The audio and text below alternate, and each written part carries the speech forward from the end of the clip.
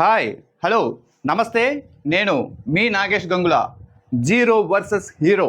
రాజకీయాల్లో ఎవరు నిజమైన విజేత? పవన్ కళ్యాణ్లా కాదు, విజయ్ లాగా ఉండాలి అంటోంది నేటి యువత. తమిళనాడులో ఎన్నికల ఫలితాలు వచ్చిన వేళ ఆంధ్రప్రదేశ్ సోషల్ మీడియాలో రచ్చ రచ్చ లెగుస్తోంది.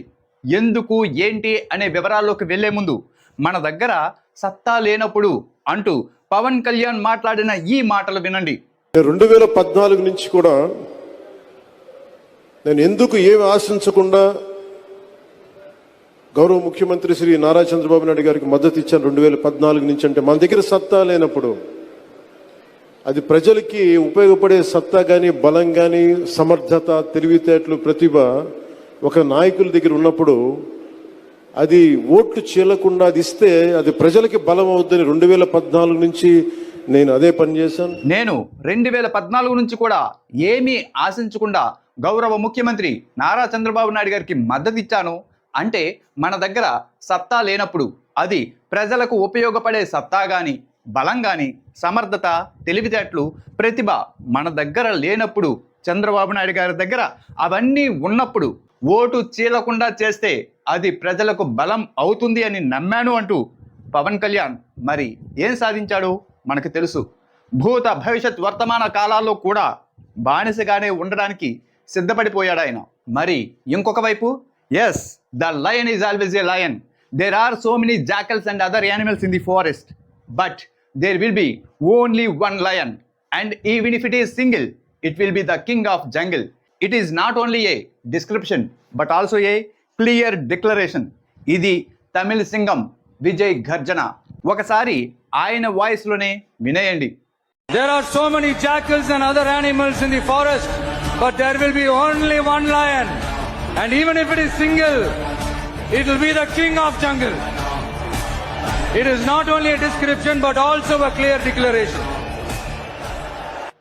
రాజకీయాల్లో ప్రజలు ఒకటే చూస్తారు, నాయకుడి లక్షణాలు ఉన్నాయా లేవా అన్నది మాత్రమే చూస్తారు. ఎవరు ఎంత పెద్ద స్టార్ అన్నది కాదు, ఎవరు ఎన్ని పెద్ద మాటలు చెప్పారు అన్నది కాదు, ఎవరు నిజంగా ప్రజల కోసం నిలబడ్డారు అన్నది చూస్తారు. ఒకవైపు చంద్రబాబు నాయుడు, ఇంకొక వైపు జగన్మోహన్ రెడ్డి ఇద్దరు పోరాడుతూ ఉంటే వారితో తాను తలపడి గెలవడానికి తన శక్తి సరిపోదని ముందే చేతులెత్తేశాడు రీమేక్ సినిమాల్లో దంచికొట్టే మన పవర్ స్టార్ పవన్ కళ్యాణ్. విజయ్ విషయానికి వస్తే డిఎంకే, ఏఐఏడిఎంకే రెండు దిగ్గజ పార్టీల నుంచి ఒకవైపు స్టాలిన్, ఇంకొక వైపు పళనిసెల్వం ఇద్దరు హేమీలు తలపడుతూ ఉంటే బూత్ స్థాయిలో యంత్రాంగం, మంత్రాంగం తనకు లేవని కానీ, తనలో సామర్థ్యం లేదని కానీ భయపడలేదు విజయ్. ఎదురొడ్డి సింగిల్గా నిలిచి గెలిచాడు.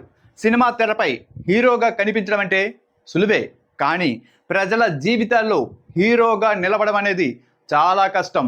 అక్కడ టేకుల మీద టేకులు తీసుకోవచ్చు, కానీ ఇక్కడ సింగిల్ టేక్. నిలిచి గెలిచిన విజయ్ ఒకవైపు, ఇంకో 15 సంవత్సరాలు మన కాళ్ళపై మనం నిలవలేం, గెలవలేం అంటున్న పవన్ కళ్యాణ్ మరోవైపు. ఈరోజు మనం మాట్లాడేది ఆ ఇద్దరు స్టార్ నాయకుల గురించే. ఒకరు ఆంధ్రప్రదేశ్ రాష్ట్ర రాజకీయాల్లో సంచలనం సృష్టించేస్తాడనుకొని చతికిల పడ్డ పవన్ కళ్యాణ్. మరొకరు తమిళనాడు రాజకీయాల్లో కొత్త అలజడి రేపిన విజయ్.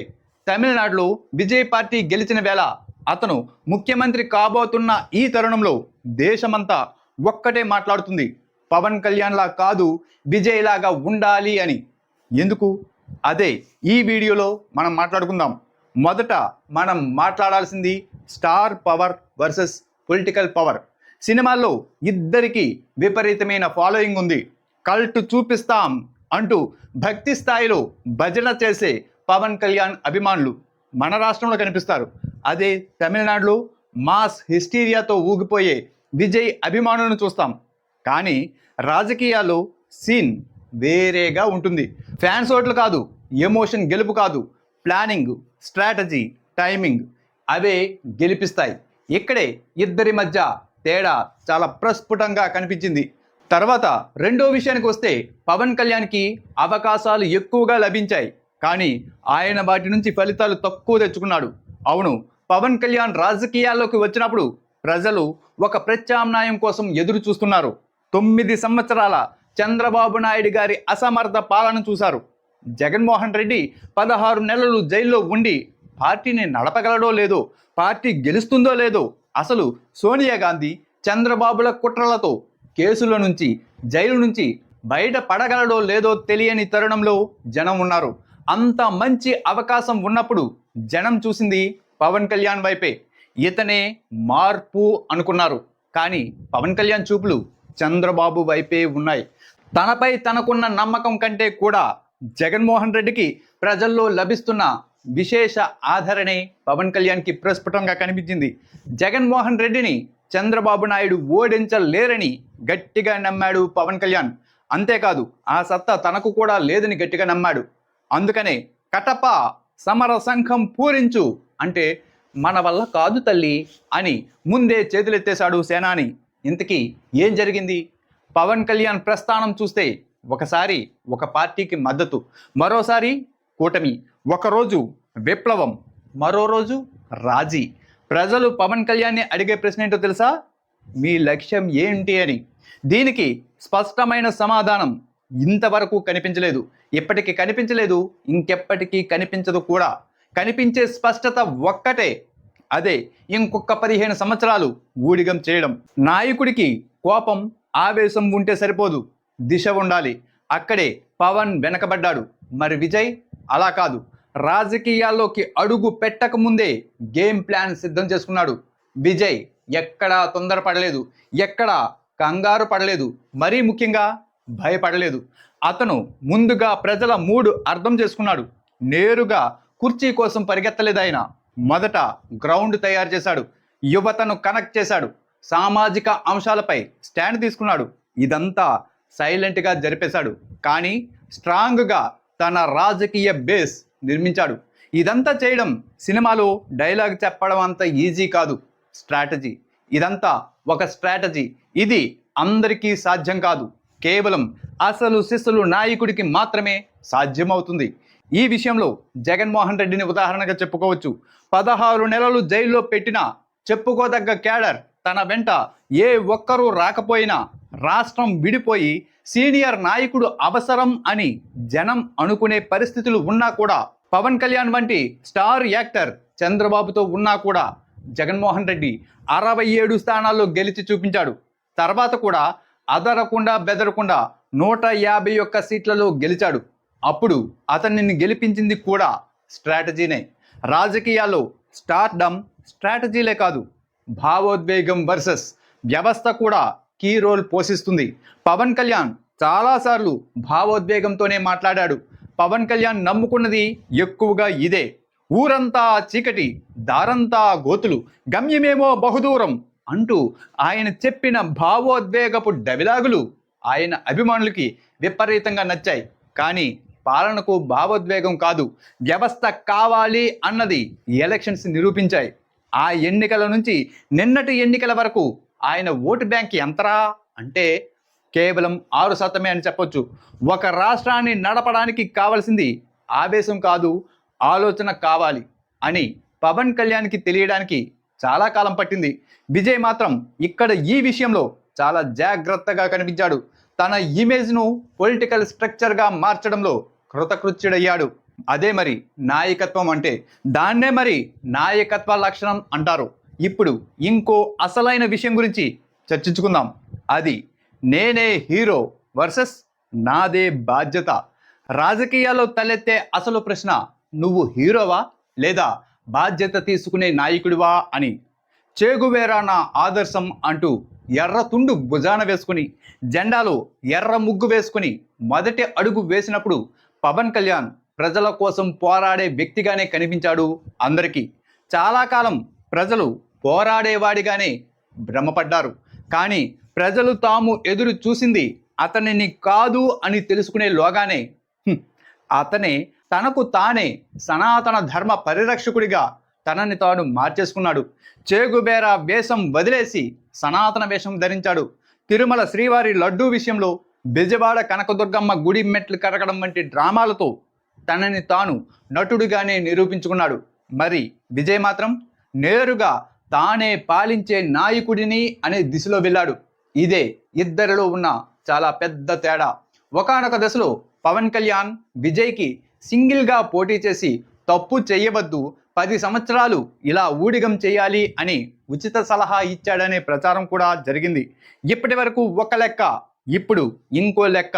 విజయ్ వచ్చాడని చెప్పు అనే డైలాగ్ ఇప్పుడు సోషల్ మీడియాలో మారుమోగుతోంది. అంటే దానికి కారణం విజయ్ తీసుకున్న నిర్ణయం. అవును, సోషల్ మీడియా పేలిపోతుంది. నెటిజన్లు సోషల్ మీడియాని షేక్ చేస్తున్నారు. ఎక్కడ లేని విశ్లేషణలు పుట్టుకొస్తున్నాయి. 100కి 99% విశ్లేషకులు చెప్తున్న సారాంశం ఏంటో తెలుసా? ఒకే ఒకటి, పవన్ కళ్యాణ్ వద్ద స్టార్ పవర్ మాత్రమే ఉంది, కానీ విజయ్ వద్ద రాజకీయ బుద్ధి కుశలత కూడా ఉంది అని. పవన్ ప్రయత్నించడంలోనే విఫలమయ్యాడు, మరి విజయ్ పూర్తి చేయడంలో కూడా సక్సెస్ అయ్యాడు. పవన్ కళ్యాణ్ ఎప్పటికీ తీరని ఆశగా మిగిలాడు. అదే విజయ్ తొలి ప్రయత్నంలోనే తీరం చేరిన నేతగా నిలిచాడు. పవన్ కళ్యాణ్ ఎప్పుడు వర్తమాన కాలంలో తాను ఏంటి అనేదే చూస్తున్నాడు తప్ప చరిత్రలో తాను ఎలా ఉండిపోతాడన్నది చూడడం లేదు. మనం ఇన్ని పోలికలు తెచ్చేది కూడా అందుకే. ఈ పోలికలు తప్పు కాదు, ఎందుకంటే ప్రజలు ఫలితాలనే గుర్తుంచుకుంటారు.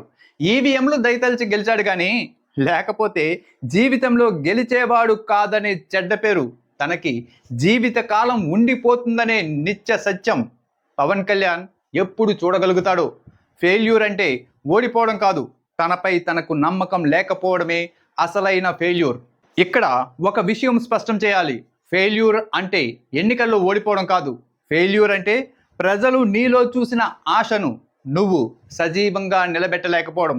ఆ కోణంలో చూస్తే పవన్ కళ్యాణ్పై ప్రశ్నలు, విమర్శలు చాలా ఎక్కువగా ఉంటాయి.